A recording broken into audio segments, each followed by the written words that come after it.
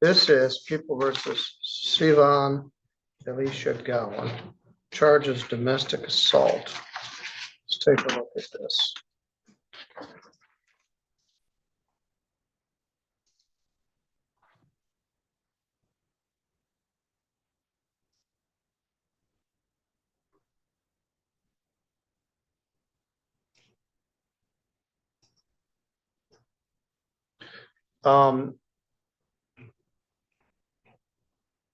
Miss Stoll, I guess, oh, there it is. Plum is in there. It's an old file, and so it's kind of not right in the main stream.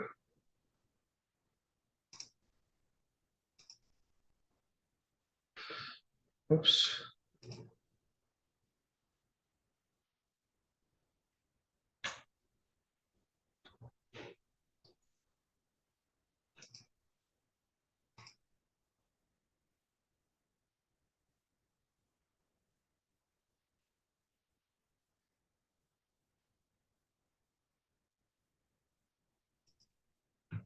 All right, Mr. Gowan, in this case, the allegation is that you assaulted Jada Gowan, former resident of your household. Who is Jada to you? My sister. I thought that's what you told me. That's a misdemeanor, punishable by up to 93 days in jail and a fine of up to $500. Ms. Abigail Stoll is here for the prosecutor. Ms. Stoll, what's the status of that? In exchange for a guilty plea to assault and battery, the people would dismiss the domestic violence charge.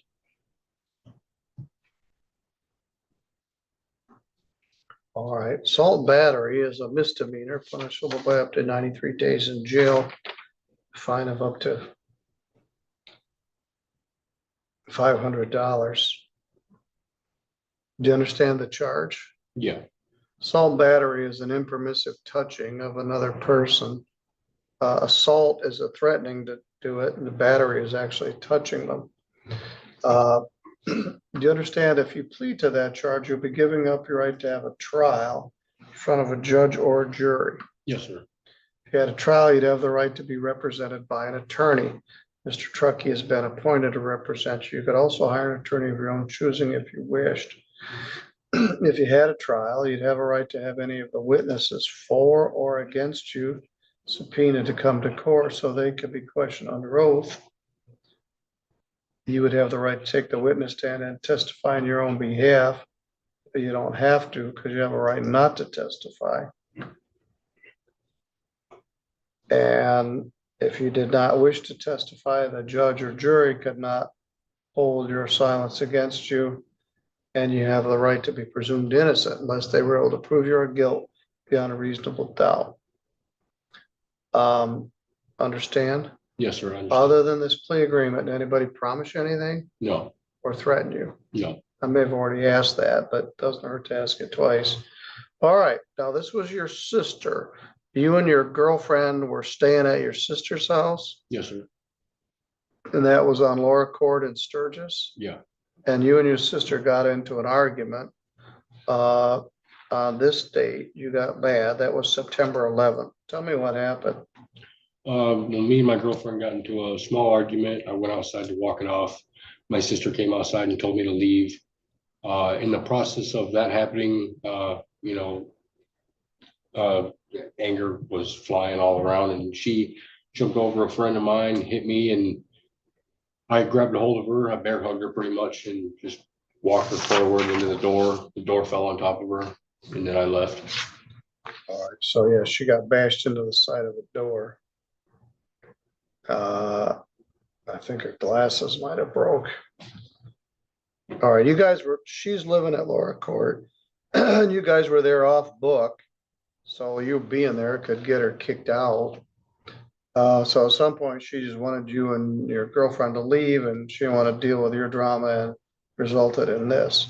Then you and your girlfriend got in your car and left. Yeah. So it wasn't until sometime later that you got arrested. Yeah, it was later that night. Okay. Then you'd been AWOL for a while, and then you turned yourself in When did I see him? I Monday? turned myself in on Sunday, seen him on Monday. You have another case set for sentencing in front of Judge Pattison, I believe, on March or February 3rd. That is attempted resisting and obstructing. You're on probation on a malicious destruction charge. I'm not sure the timing of this. Do you understand this could be a violation of your probation as well? Yes, sir.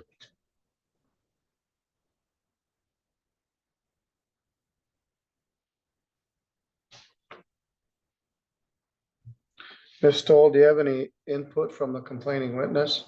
Our office hasn't heard back from her.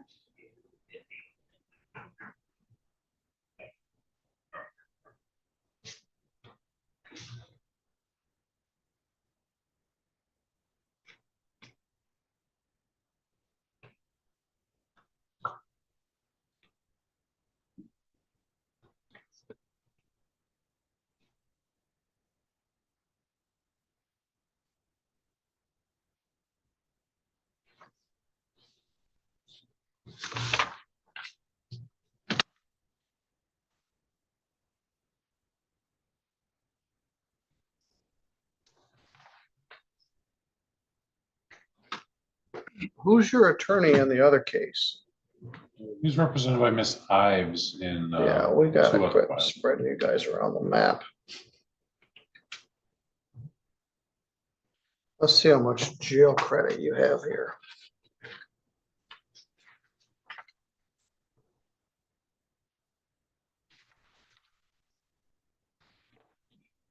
You got arrested, I think, in the early morning hours of the 14th. This happened on the 13th. You posted bond on the 15th. Then you failed to appear for the final pretrial, and you got arrested on December 1st.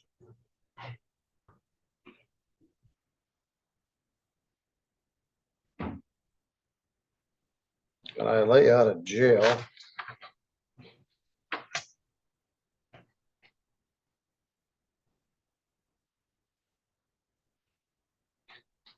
on 12/6. So that's 5 more days. Then you didn't appear on January 2nd, and we got another bench warrant. You turned yourself in on Sunday, 25th, and today is the 29th.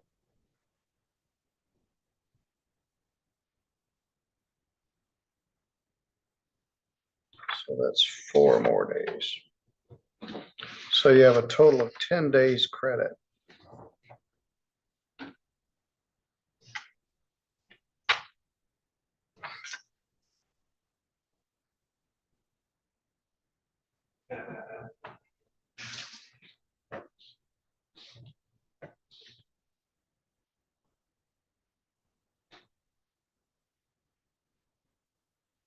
Domestic violence carries a deferral provision with the opportunity to set the charge aside. Assault and battery doesn't. You're on probation. I haven't discussed this with your probation agent. You're set for sentencing in front of Judge Pattison next Tuesday. They're going to be good time calculated in this. I'm going to order 20 days jail credit, 10, leaving 10 days to serve. I want you to still be there when Judge Pattison sees you on Tuesday. 0 fine, $75 crime victims' rights fee, $50 state minimum fee. You're already on probation. You got $2,360 worth of unpaid fines and costs right now.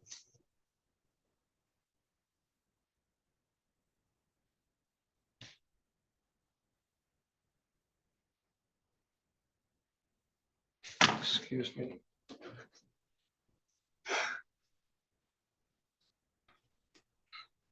So I'm gonna reserve on restitution. I didn't hear anything about it, but I don't think it was mostly just pushing and shoving, but I don't know if her glasses got broken or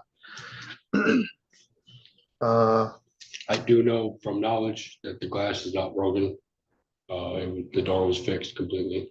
The glasses were not broken and the door was fixed? Yeah. All right, well, there would have been some cost to the company to fix the door. Had you been drinking? No, Just angry? yeah, it was just an argument that escalated into something it shouldn't have. Well, that's probably an accurate description of it.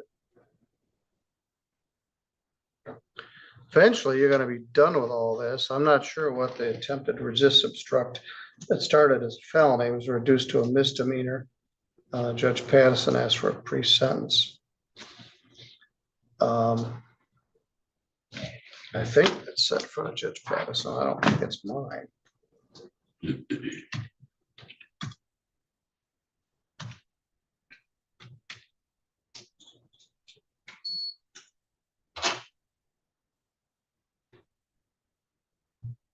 Yes.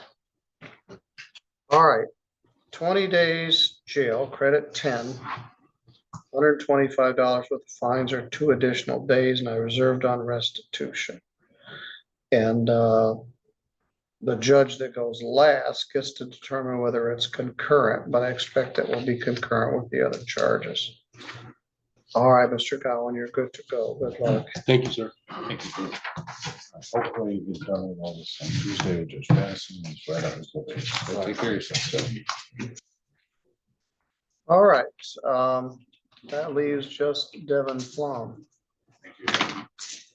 And Ross, you're gonna speak with your client, Miss Furlow, and then we'll check in tomorrow and see how we're doing. Yes, we have a phone date today. Very good. Let's see if Ms. Plum is here yet.